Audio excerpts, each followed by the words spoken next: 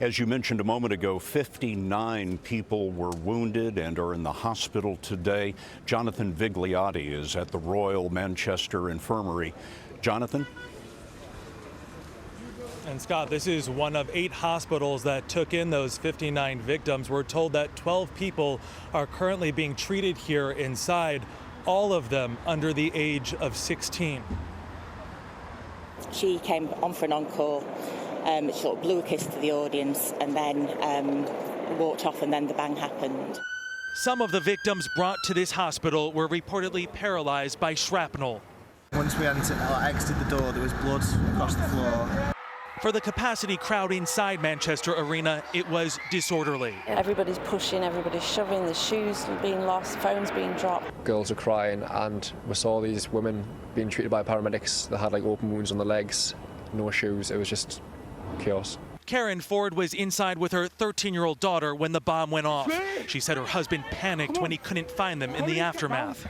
Probably about 10 minutes, we were trying to look for each other. They thought we were dead. The great city of Manchester has been affected by terrorism before. The UK's Home Secretary noted how this strike seemed to target innocents. This time it has been a particular attack on the most vulnerable in our society. Very, very lucky, don't we? Yeah. Very, very lucky. We got out of there early. When my husband said there's been a terrorist attack at Ariana Grande, I didn't quite believe him. After the terror, there was comfort on the streets of Manchester. Now there's resolve. Manchester Mayor Andy Burnham. These were children, young people and their families that those responsible chose to terrorise and kill.